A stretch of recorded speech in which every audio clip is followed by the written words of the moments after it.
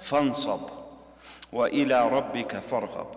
This narration here, this narration has many aspects of it which bolster and work towards the point of this chapter and the chapter theme. The theme of the chapter is truthfulness, sincerity, trueness. What is inside matches what is outside. What is said matches what is believed. This narration has many themes to it, and it has many points and many lessons in it. However, many aspects of it point to this theme, and that is the effect of truthfulness and trueness, which is why Al-Hafidh al-Nawawi rahimahullah mentions it. This narration is an authentic narration. Actually, it's of the highest levels of authenticity. It's collected by both Bukhari and Muslim, and it is about one of the prophets of Bani Israel after Musa and Harun, alayhim as-salatu was-salam. Most of the scholars who explain this narration identify this prophet as Yusha ibn Nun.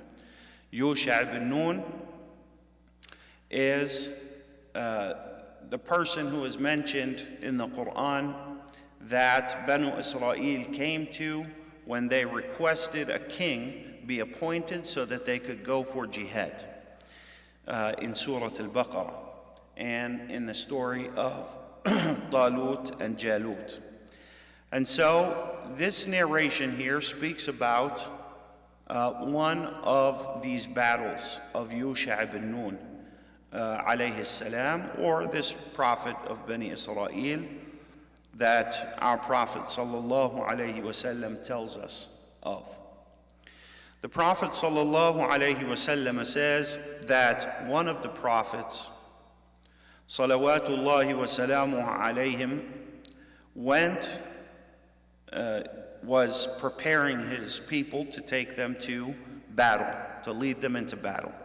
And he said to his people, "No man amongst you who has married a woman who has not consummated his marriage with her yet and is still in anticipation of consummating his marriage with her, if that is your description, then you are not to accompany us in this battle."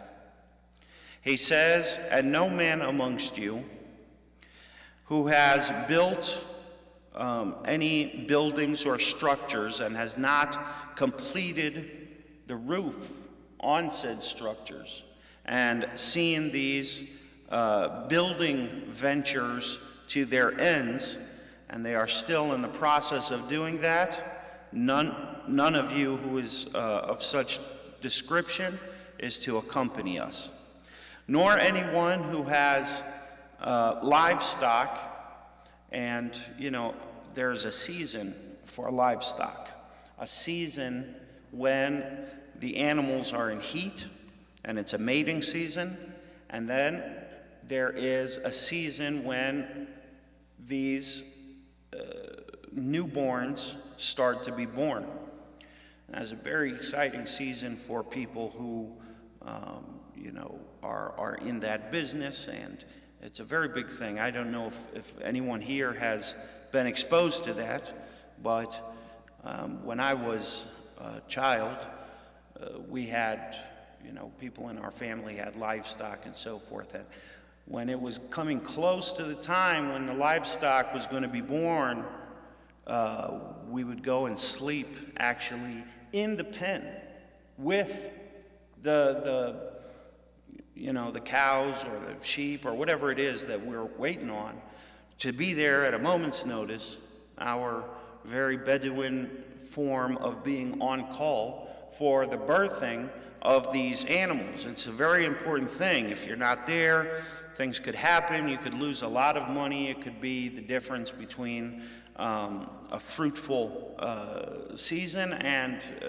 not so fruitful. And so the point is that he says that any of you who has married a woman and is still anticipating consummation, any of you who is in the midst of building and has not completed and finished those ventures, any of you who has livestock and is waiting for the delivery of these newborns, what is he saying? Anyone who is going to go with me to battle and his heart is going to be back here, back home, while he just gives me his body, don't bother coming.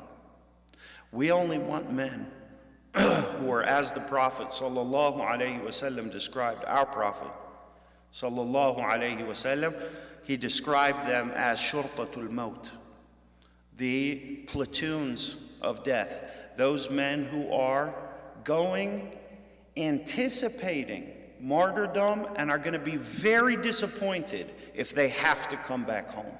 Those are the men that we want with us. We don't want people that are going to come with us, take up our resources, clutter our midst, and break up our gatherings with their cowardice, and their hearts and their true intentions and trueness is back home. Their body is just with us as if they're doing us a favor. If that is the case, please stay back. Not one person who is in that situation is to come with me, right?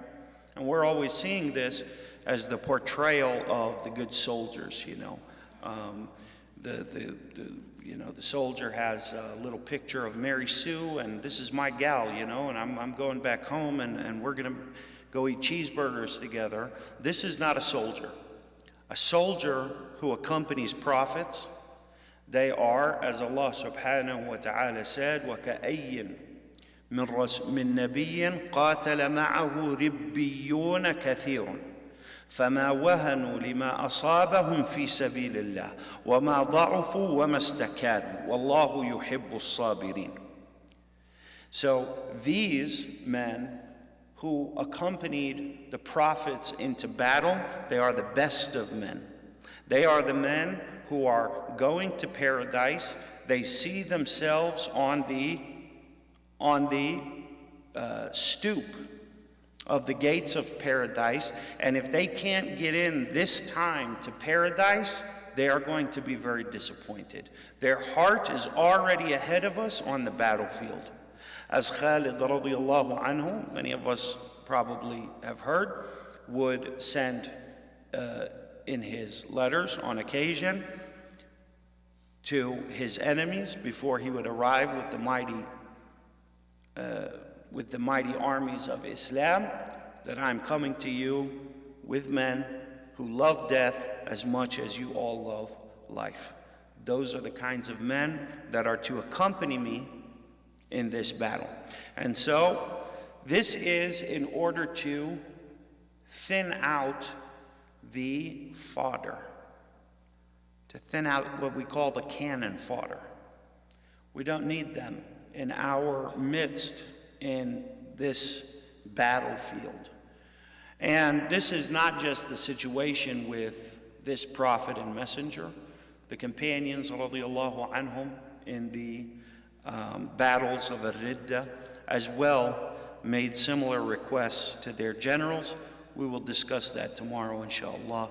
Nasalullah subhanahu wa ta'ala بِمَنِّهِ وَكَرَمِهِ وَجُودِهِ. This is a lengthy narration. We want to take our time with it, so it'll probably take a day or two to complete, a day or two more.